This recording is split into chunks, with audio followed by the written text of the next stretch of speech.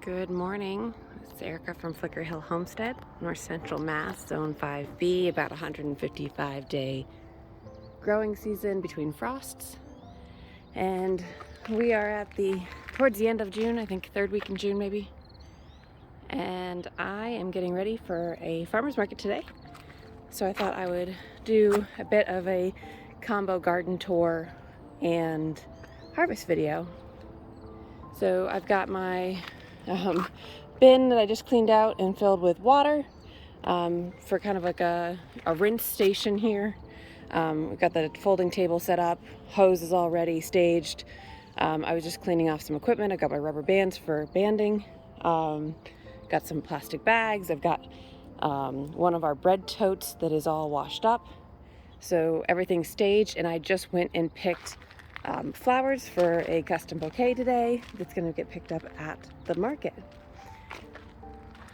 So I have quite a bit to do this morning, and we're going to have spinach, lettuce, beets, kale, what else? Dill and lavender bunches, and some carrots. And I am going to check the bunching onions also, and then I need to pick more garlic scapes for the market today. So that's the main crop today.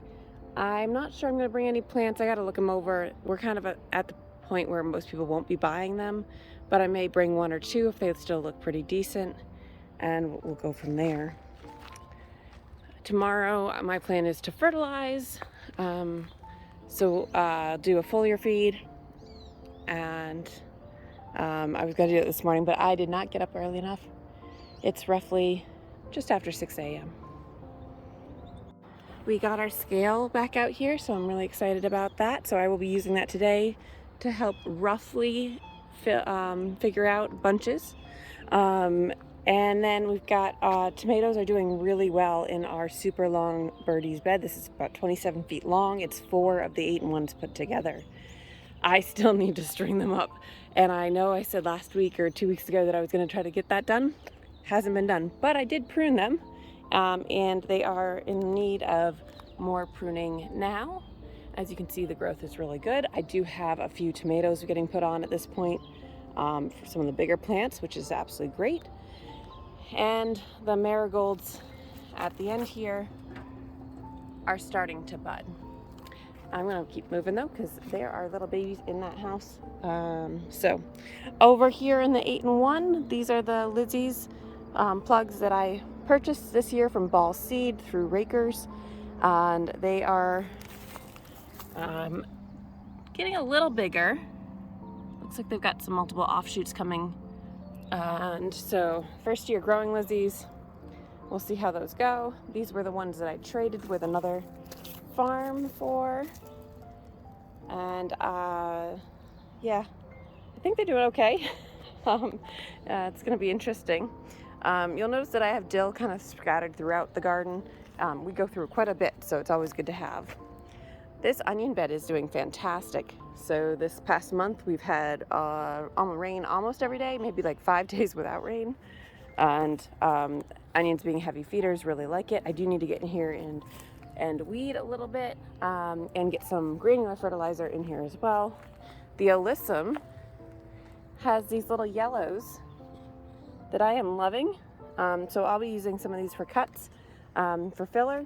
And the nice thing about this alyssum is by interplanting it with, actually it's self-seeded I think in here, but by interplanting it with things, it's growing really tall, and I'm getting like 15, 16-inch stems, which has been great for bouquets. We'll see how long I can actually get them. Things I haven't done is I haven't finished planting onions in this bed, and I haven't planted celery or more basil in this bed. All things that really need to get done at this point as we're going into July. I'm a little bit late. Here you can see some of the tomatoes that have started. And some more over there. Leftover onion will flour. I'm using the flowers. You can actually cook with them too. I guess you can dip them in batter and deep fry the onion the onion flowers bloom. So I thought that was rather interesting. I'm not sure we'll try that or not. But it's also been great having some early onion, although at this point I have onions actually to pick. Over here we have, most of this I think is the vintage brown and marigolds. More stock over here, same as last bed. You see the alyssum growing pretty strong throughout here. I have my first cosmos bloom, which I didn't even know I grew that color, so that's kind of interesting. And then I've got giant marigolds, blue plurum right here. This is the one I couldn't remember what it was that I seeded in the pot in the greenhouse. And might kind of wishing I had more seed for that to do later season. There's feverfew in here. There's a little bit of everything. Some of the Lizzies in here. A bunch of snapdragons as well. The mums are doing really well. Our irrigation should be here tomorrow, so we'll try to get that set up Saturday or Sunday. And we'll do a video on that as well. But with it being raining almost every day, I've only had to water these once. Hopefully these guys keep doing really well. These need a lot of feed, so I will be doing foliar feed on those as well tomorrow. More cosmos. These are the snaps that I still need to transplant and split out, or at least move them within their own bed here. I need to pick up the potato greens and get those out of here, since we have a lot of potato bugs that end up on those. And then we need to amend this soil and figure out if we are going to do some late season or storage potatoes growing now, or if we're going to wait and switch it over to something else. In this bed I've got some peppers. You'll see I pruned, but I haven't cleaned up after it yet. Marigolds, onions, and these are Thai chili, guajillo, poblano, serrano, and jalapeno maybe. And then carrots in the background are doing really well. You'll see those when I harvest. We've got some massive onions in this bed. These are doing really well. These are the Pattersons from Johnny Seeds. And then this is the interplanted lettuce that is doing pretty well, actually. A little bolty, so I'm probably going to cut some of the green leaf today. We've got the kale interplanted in here. And then as we get to this side, I've got a bunch of status, feverfew, some peppers. Here's some of the status shoots here. Snapdragons back there. And parsley that I added in, as well as some basil. This is our bell pepper, sweet bell pepper bed. These onions are massive this year. They might be some of the biggest onions this early in the season I've ever had. So I am letting these peppers go to flower, but with the colder temperatures we've been having and a lot of rain and less sun, they haven't been blooming yet. So like a couple weeks ago I said I was going to let these go to flower. I don't think I've seen a flower on here yet, actually open, but there are tons of buds on this end where they're actually strong enough to hold the plants. Over here, these guys still need some strength before they can hold a pepper plant. It's a spinach bed that I need to redo, and kind of what I was planning on doing was maybe doing a quick turnover on just the top here, and then adding compost right on top just for that last 2.5 inches or so. And from there we will plant, I think, more lettuce in this bed, and I might get a shade cloth for it. Pulled the rest of the radishes out over here, so I've got basil and some snapdragons that I've transplanted in that space. I still need to plant the rest of the cayenne peppers in this bed, but these cayennes are doing really well. These are the ones that I bought because my cayennes were wicked late starting, and so these are from a farm up in Vermont called Honeyfields, and they are beautiful plants. This is our other potato bed. So I did a test harvest just to see how it looked, and they were pretty small, so I'm letting these ones go full 100 probably 110 days. And these are a gold, I think they're called Lehighs, and they were one of our favorites last year, so we're going to try to get that full harvest. Sweet potato bed is doing really well. I'm going to actually pick this red leaf today because it was a oops in this bed. But these always look kind of dead at start, and then now they're finally really coming into it. All this water really helped them root, so I'm pretty happy with that. I need to put some more straw down.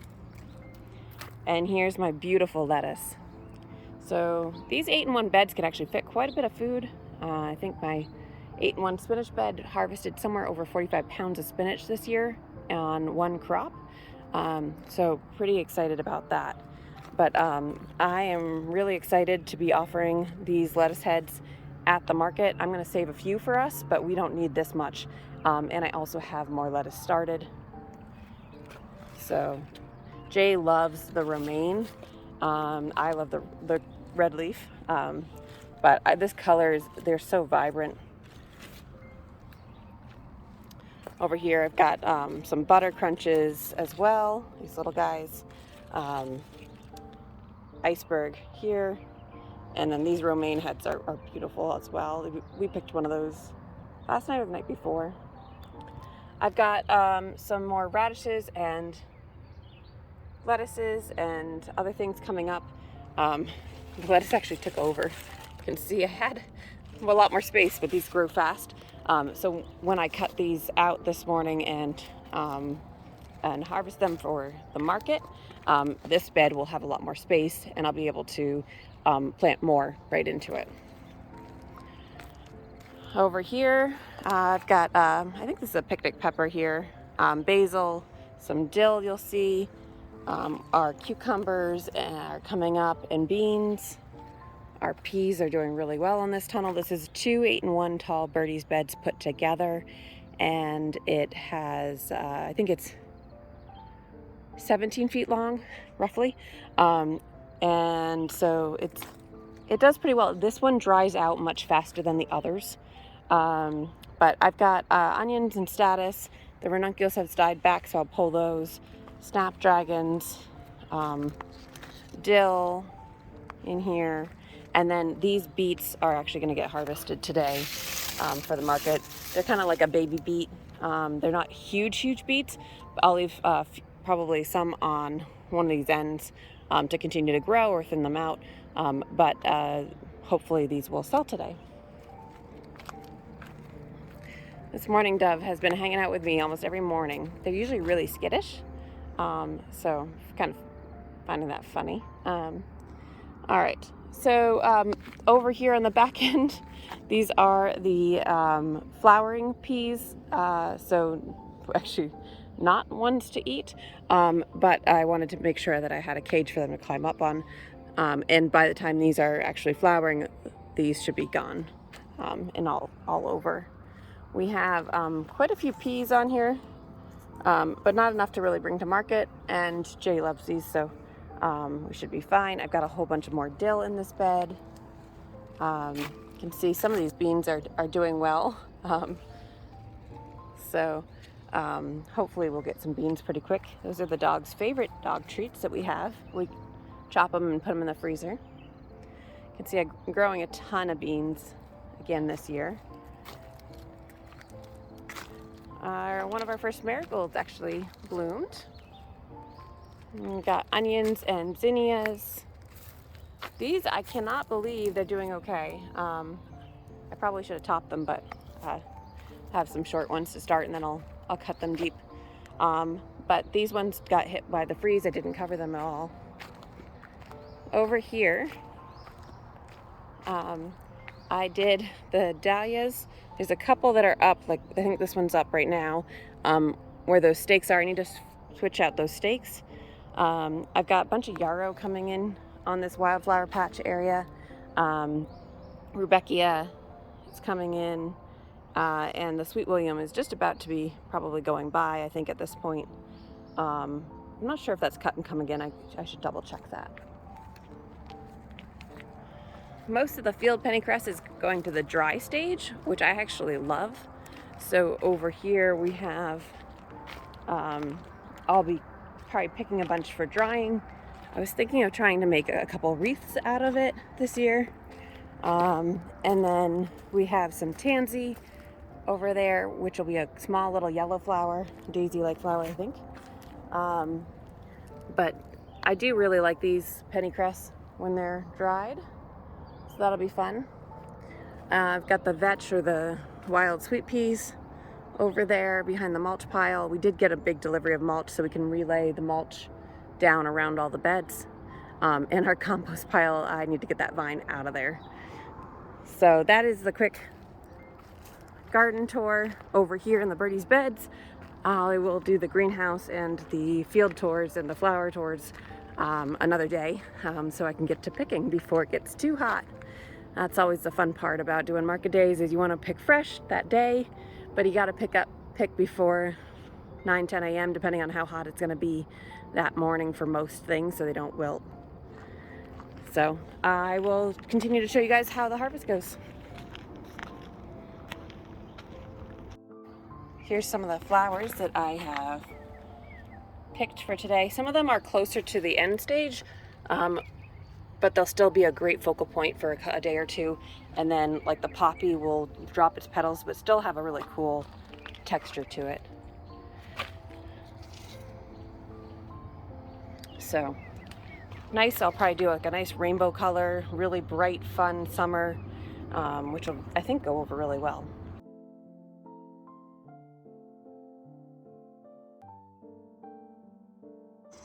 All right, so I have my baby beets. Some of them actually are pretty big here. And then I've got my carrots. And I'm pretty excited about bringing these to the market. So most of the root vegetables, you really just want to wash the roots, spray them down. Sometimes I'll bunch them first. I got asked a couple times at the market, just because you're buying local doesn't mean you shouldn't wash your veggies. I highly recommend washing all your produce, no matter where you buy.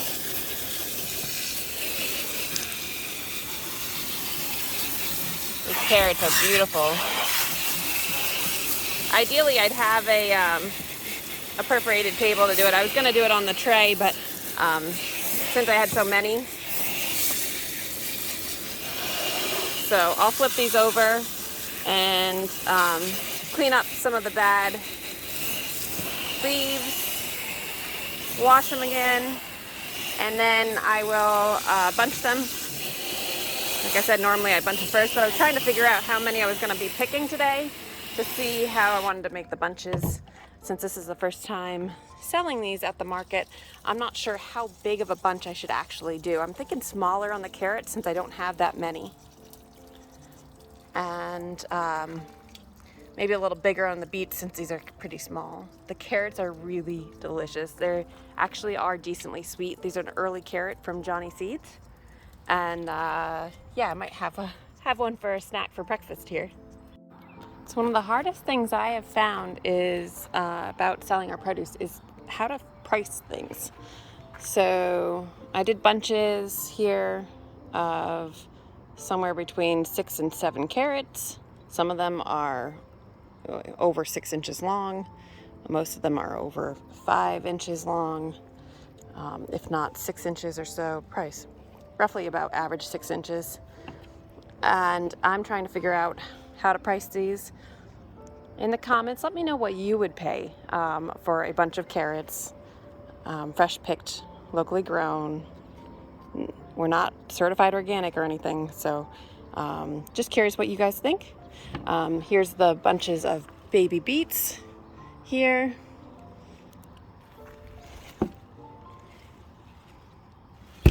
So let me know what you think on what I should price these at here in North Central Mass. Okay, it's getting pretty hot, so I'm going back inside. Got an onion flower for the bouquet, and a snapdragon also. I need to get in water right away. And then I've got these little bunches of scallions. I always found that the bunching onions or the scallions, people always pack them in huge packs and you never end up using them all. So Figured I'd do smaller bunches. And then I've got all the garlic scapes in here, and a couple carrots and onions for me, and some lettuce for me. And I'm headed inside, and really you can't even tell I picked any of the lettuce or carrots, and the beets look picked, but still plenty left. I also have the drip irrigation on the tomatoes. I already ran it out in the garlic field, and I just finished watering the greenhouse. So busy morning. Been out here about 2.5–3 hours, and it's time to get inside.